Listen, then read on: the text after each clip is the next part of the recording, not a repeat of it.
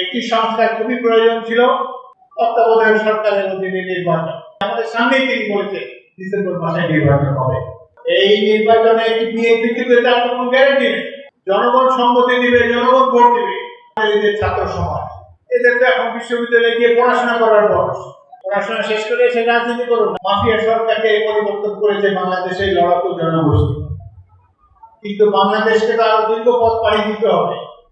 যেই পথ হবে গণতন্ত্রের পথ, যেই পথে আমরা পরিক্রমণ করবো জনগণের সম্মতিতে। সেখানে যার যতগুলোই পিএইচডি ডিগ্রি থাকুক, কিন্তু জনগণের সম্মতি ছাড়া এখানে কোন ধরনের যুদ্ধে বাংলাদেশকে লিপ্ত করা যাবে না। এখানে যা কিছু হবে, যা কিছু সংস্কার হবে, নির্বাচিত পার্লামেন্ট করবে। দ্রুত নির্বাচন দেন, জনগণের নির্বাচিত প্রতিনিধিরা এই দেশে সকল সংস্কার করবে। একটি সংস্কার খুবই প্রয়োজন ছিল তত্ত্বাবধায়ক সরকারের অধীনে নির্বাচন।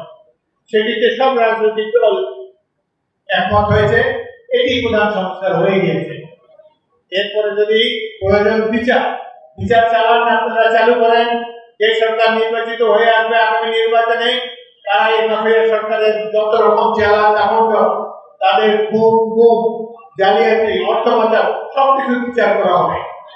বিশেষ করে যারা গুলি করে, হেলিকপ্টার থেকে গুলি করে যারা আমাদের নিরীহ তরুণদেরকে হত্যা করেছে, শিশুদেরকে হত্যা করেছে, তাদের বিচার করতে হবে। কিন্তু বিচার প্রক্রিয়া একটা সময় সাপেক্ষ হয়ে যায়।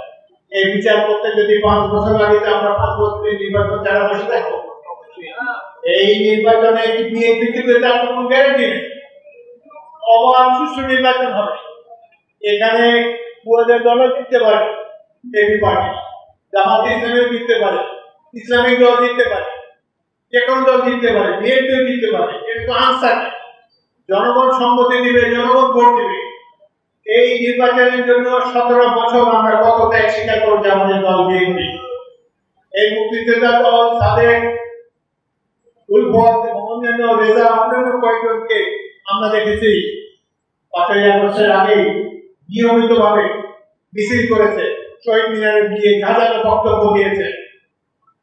সুতরাং এই যে পরিবর্তন ঘটানো হয়েছে, এই দেশের জনগণ, মুক্তিযোদ্ধা প্রজন্ম, তাদের সক্রিয় সংগ্রামের ফলে এই সরকারের পরিবর্তন হয়েছে। হাসিনাকে বিদায় করতে পেরেছি।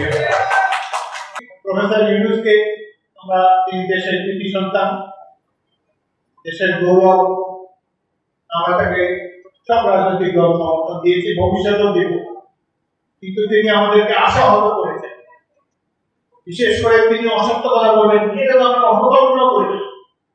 তাও বলেছেন বিদেশে, জাপানে গিয়ে তিনি বলেছেন একটা মাত্র দল বিএনপি ডিসেম্বরের মধ্যে নির্বাচন চায় না। এটা কি সত্য? 42টি দল তার সামনে গিয়ে বলেছেন যে আমরা ডিসেম্বরের মধ্যে নির্বাচন চাই। ফেব্রুয়ারি মাসে বিএনপির একটি প্রতিনিধি দলে আমিও ছিলাম। প্রধান উপদেষ্টা সকল রাজনৈতিক দলকে আহ্বান জানিয়েছিলেন। সেদিন আমার স্পষ্ট মনে আছে, আমাদের সামনেই তিনি বলেছেন ডিসেম্বর মাসে নির্বাচন হবে। 2-3 দিন পরে এটা পরিবর্তন হয়ে গেল।